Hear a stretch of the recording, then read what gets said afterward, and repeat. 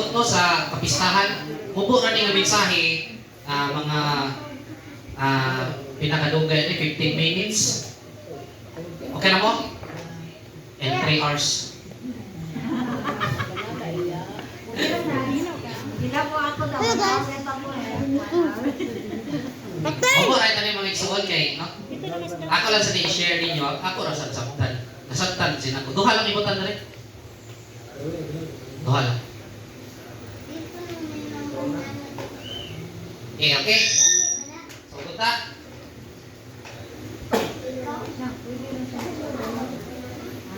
Okay, mayong motto sa tanan, no? Sa taga Cebu. May motto, happy pista. Pista.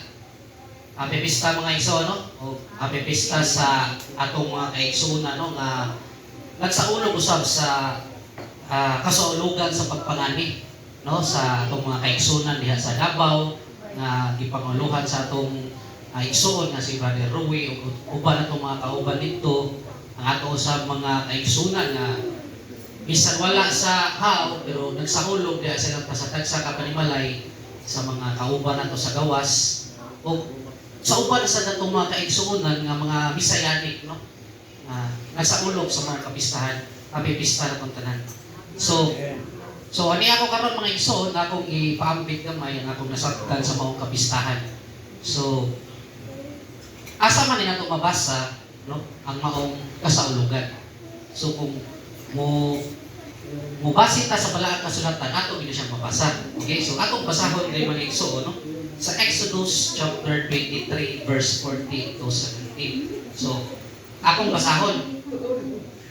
Nag-ingon diri paghimo og kasaulugan katulo sa usa ka tuig aron pasidungog kanako.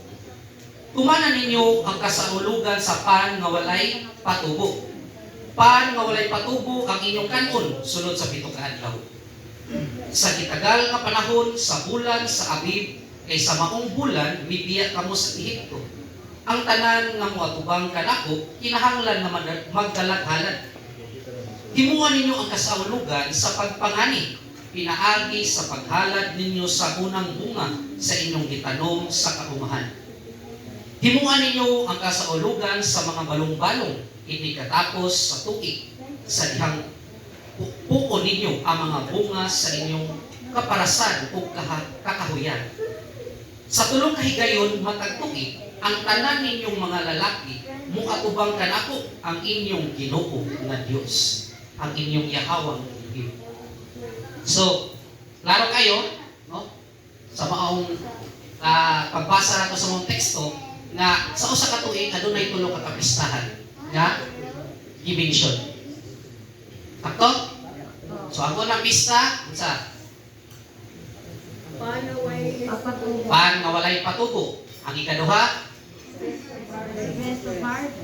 pista sa pagpangani. Ang ikatulo, pista sa balong-balong. No? So, karon ang ikaduhang pista sa karon nga tuig. Okay? So, basahan usab nato ang Leviticus, mga igsoon. Leviticus chapter 23 verse 15 to 21. Nag-ingon diri mga igsoon. Mag-ihap kamo 7 ka simana gikan sa adlaw nga maoy pagdala ninyo sa binangan nga uhay nga halad nga gibayaw ang halad ang adlaw sunod sa adlaw nga igpapahulay.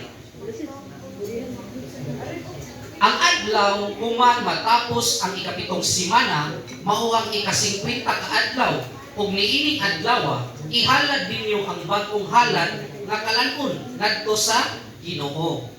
Pagdala kamo gikan sa inyong mga puloy-anan ug duha ka buok pan aron inyong ibayaw.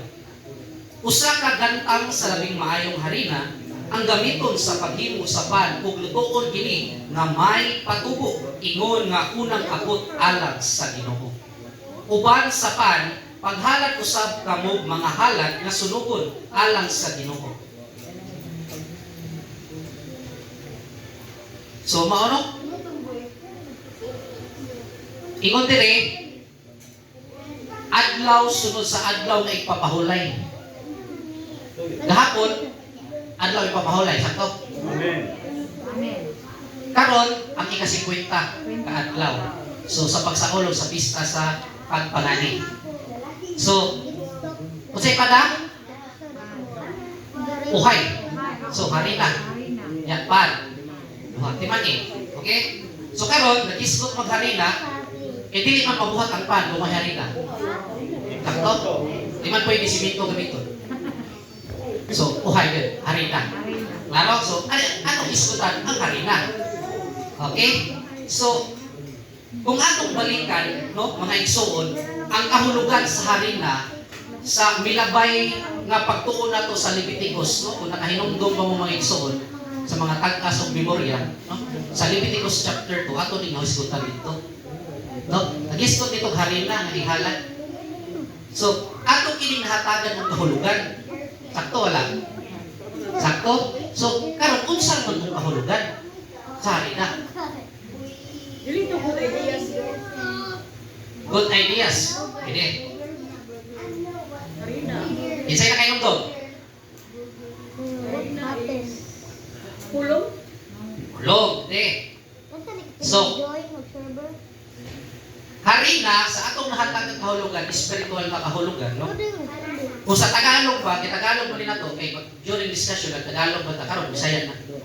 Ang Tagalog ani, nga buong idea mula sa kasaganaan ng isip.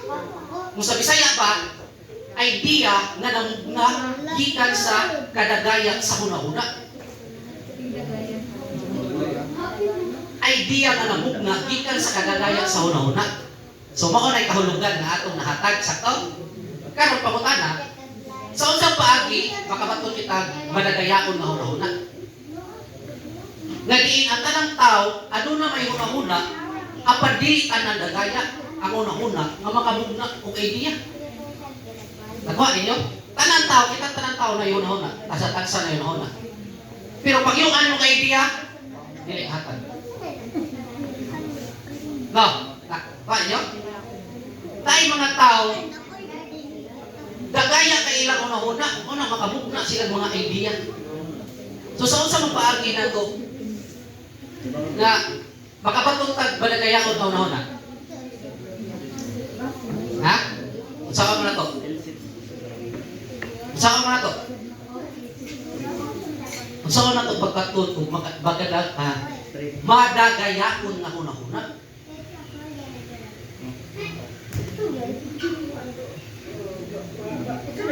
Madagayaon kasaganaan ang isip. O, kasaganaan ang isip. Abunda. Abunda ba? Abunda. Madagayaon. Abundan siya kahuna-huna ba? Nga mag-produce og mga idea. Kita ka ng tao na atay mga nahuna, atay tagsa-tagsa ka una-huna. Pero kung imo pangutanon, wala idea. Di ba? Pero nasa ikaw, pangutanon siya, di mo, makasya idea. Pero siya, ano na? Ay, may na ang Diyos na pinalabi. Di ba? Amen. Kung saan na to pagbaton, kung madagaya kung ano-una, simple na kayo. Kinahanglan na to praktison ang paggamit sa unang-una.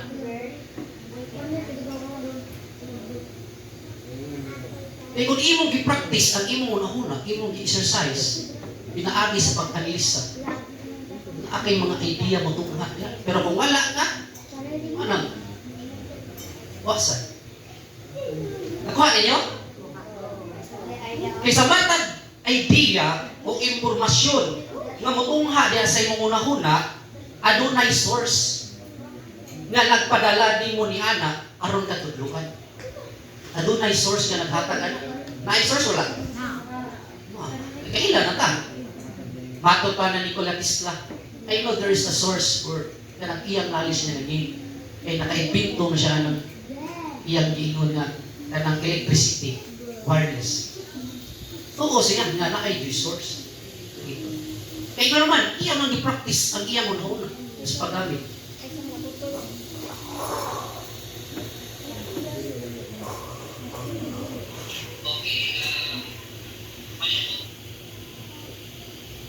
Ato lang isumpay. Tinood? Tinood. Amen. Kay ako Tiago mga igsuon, mas makabaton pa kita niilig kadagaya sa unahuna kung kita magpabiling magpasakop sa matarong na sistema nga naka-built-in sa atong pagkatao. Kung putli ang atong intensyon sa paggamit sa maong idea nga gihatag. Kung putli ang imong design, gihatag ang idea, putli ang imong paggamit ni imong idea, makahatag ka na imong kaayuman.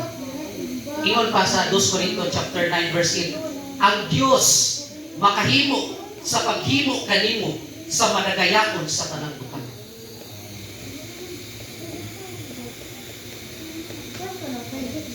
Ang ato lang buhaton, magpasakop sa matarong na sistema nga naa na nato. Kung sa may giampo ni Haring Solomon, amahan tagay kong kaalam. Kanus siya nagpatulog kaalam sa diya, magpasakop siya sa matarong na sistema nga naa niya. Amen? So karon mga igsoon, ang harina himuon pan. Sakto? Nga adunay patubo sa karon nga kasaulugan. Klaro? So karon ang ikaduhang pista sa karon nga tuig. Amen? Okay. Unsa man ang unang pista?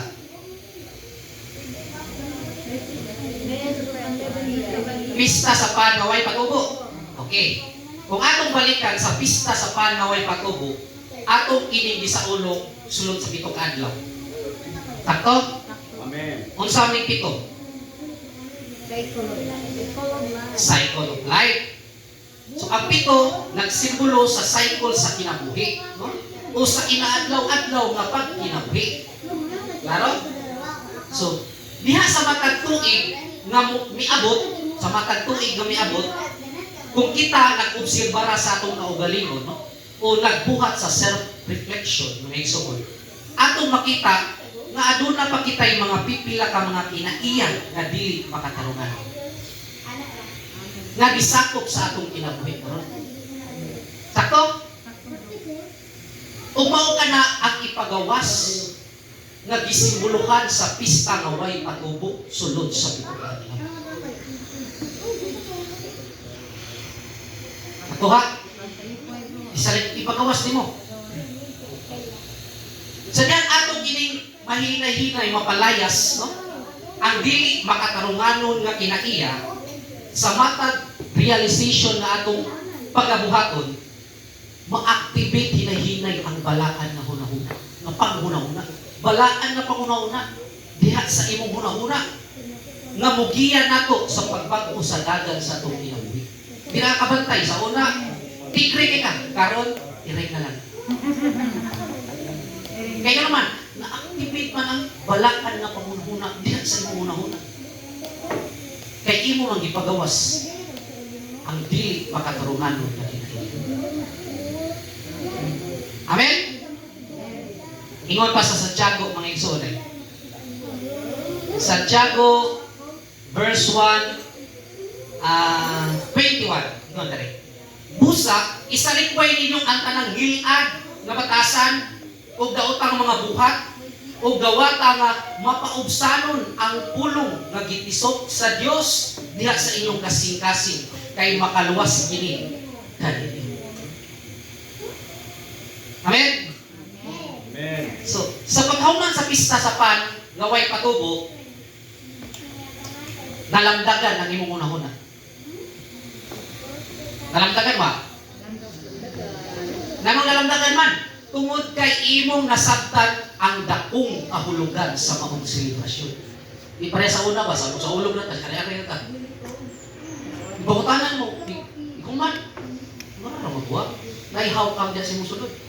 Kaya nga naman, sa ulog ka, pero kasabot. Pero karon, sadyang nasabtan mo ang maong kahulugan sa kapistahan.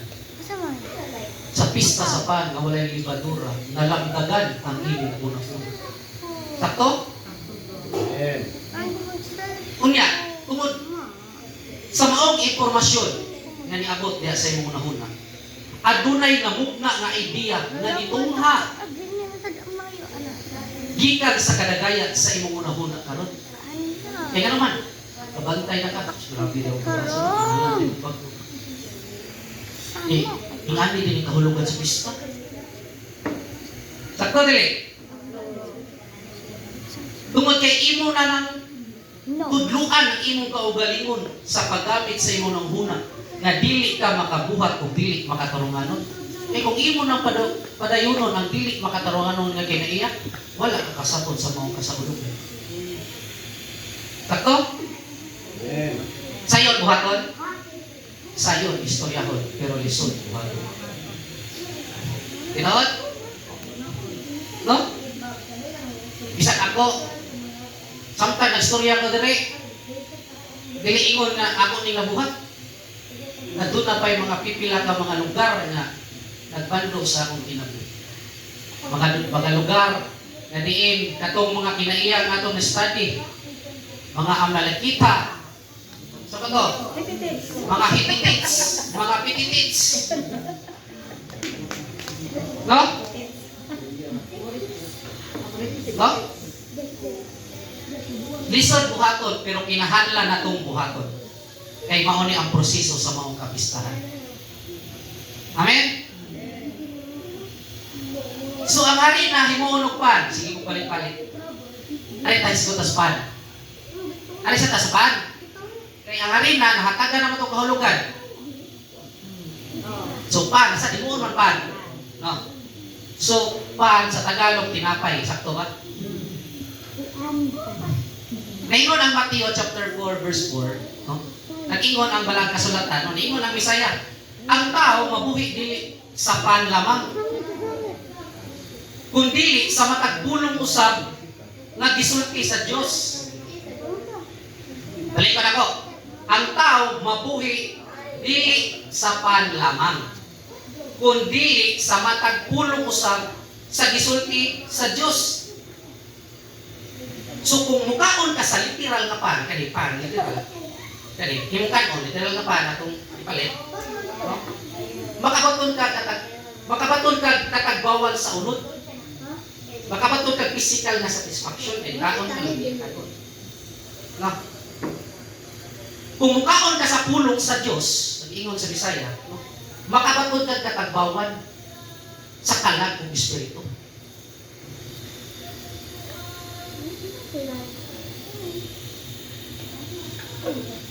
So sa laktod ng pagka-istorya, kung atong analisahon ang giingon sa Bisaya, nga ang pan niya ay ang gisimboluhan niini nga spiritual na kahulugan, pulong. Ganong pan man yung gamit, wala man siya na, ang tao dili mabuhi sa karne lamang. Anong pan man yung gamit? Kaya ang pan niya ay simbolo lamang, kaya kini ang kahulugan, pulong. Takto? Amen. Amen. So, unsa man yung pulong? Unsa ang pulong? Kinabuhi, bro. Pulong is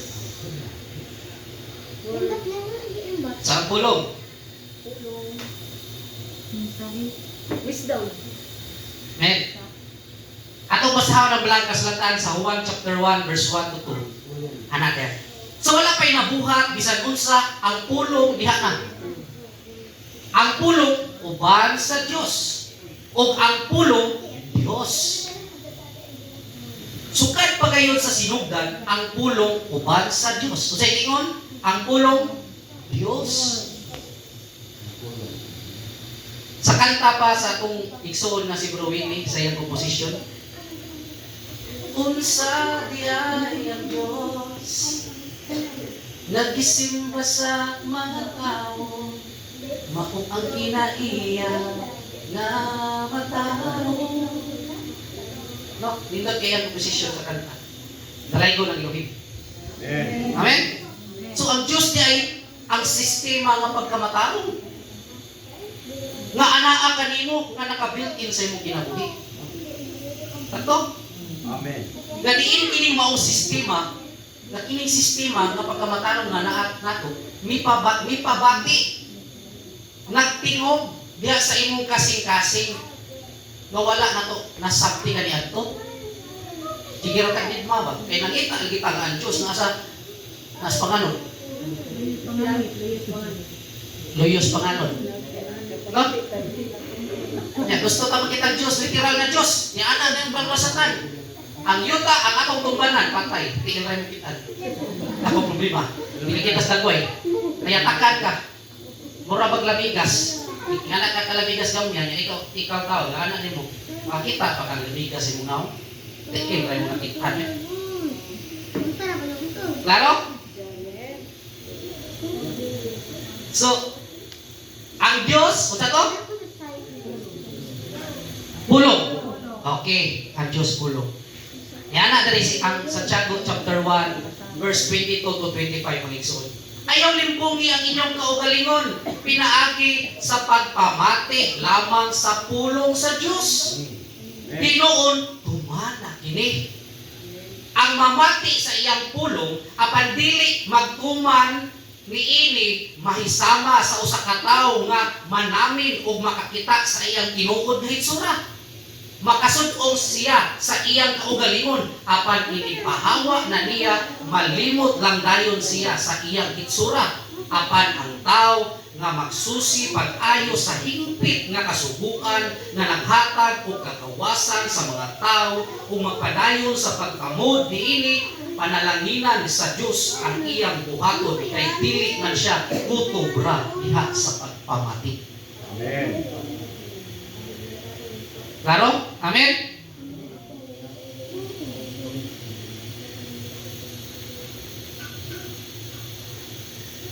So karon ang pulong atong nasabtan Dios, ang Dios pulong.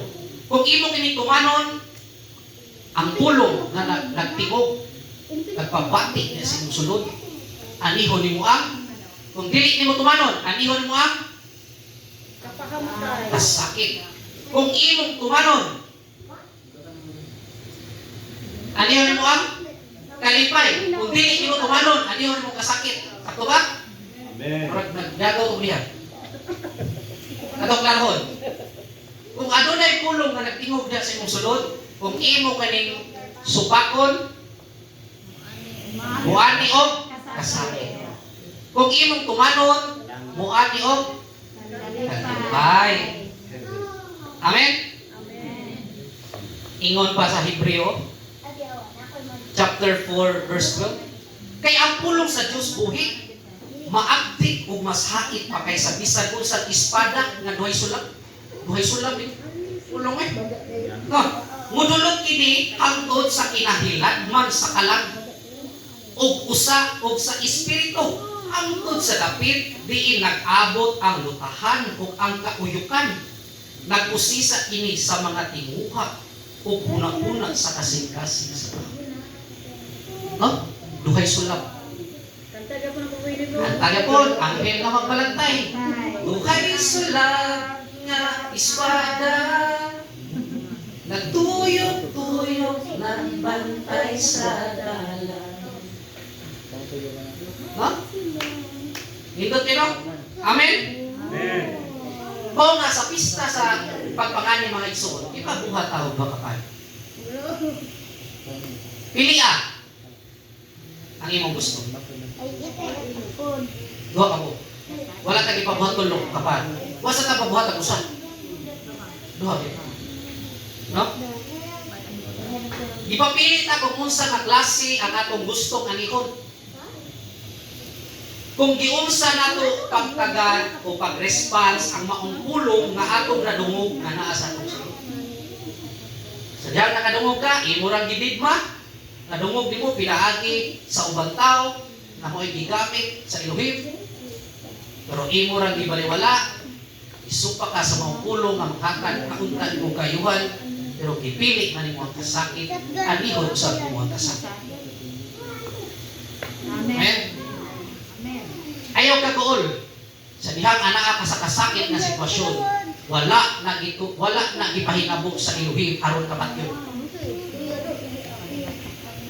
Gitudluan ka aron ka makatukod sa iyang pamahan.